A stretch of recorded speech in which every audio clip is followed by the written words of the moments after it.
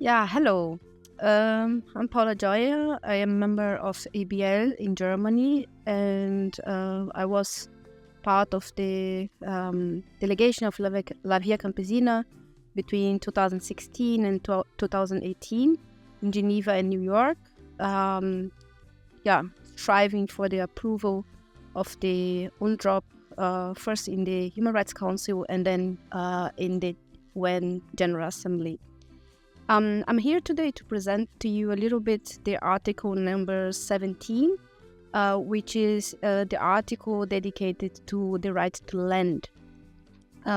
This is a very important article for us in La Via Campesina because the right to land, having land, the right to produce in land and so on, is a fundamental right for peasants. And also in order to realize other rights, for example, the right to a dignified life and so on. So this article, which has six paragraphs,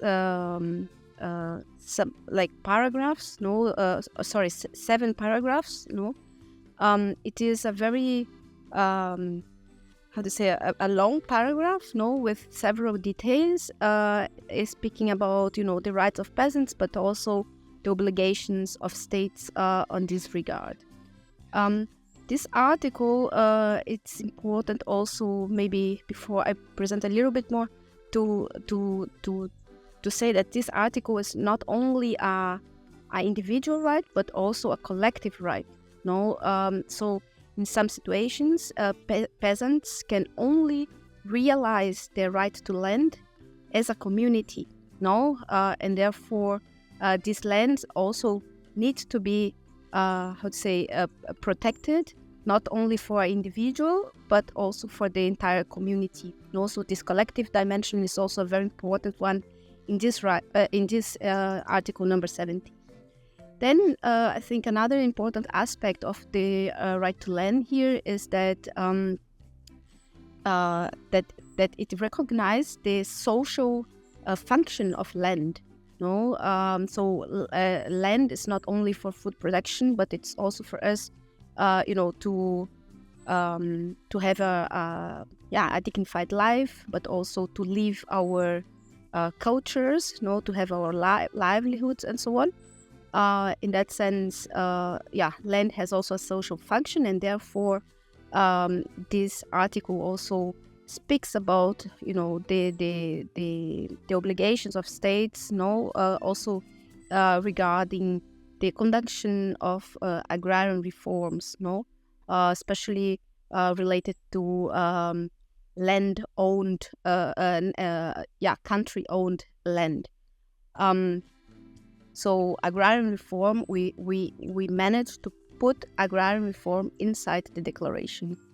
Then, this dimension of the collective dimension of land, which has to be, it must be possible to access land and also to have the tenure of land without discrimination based on marital status, based on gender, based on whatever, so without discrimination.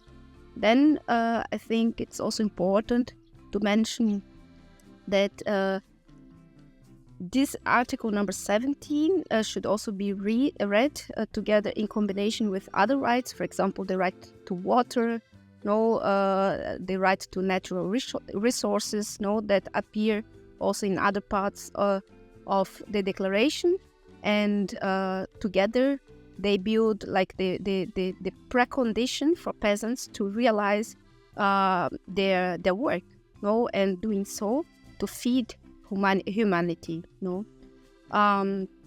Then another aspect important is that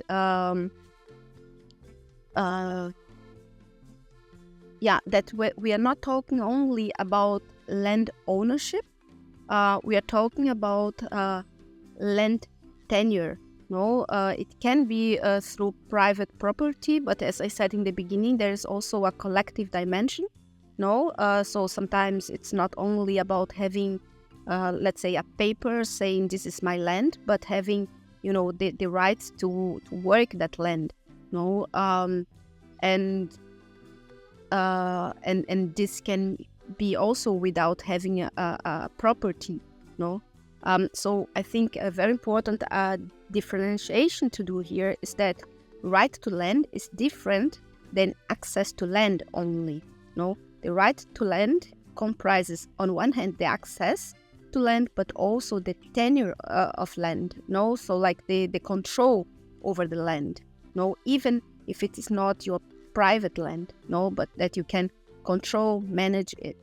And then there is also one paragraph of this article speaking about the right to peasants to return to their lands in case, for example, of armed conflicts, in case of natural disasters and so on. And also that peasants should be protected. The right to land of peasants should be protected against, let's say, actions from third parties, meaning here corporations and so on. I hope this gives you an overview of the right to land. I always have this booklet with me from Lavia, which is always a booklet that helps me consulting the rights, and also in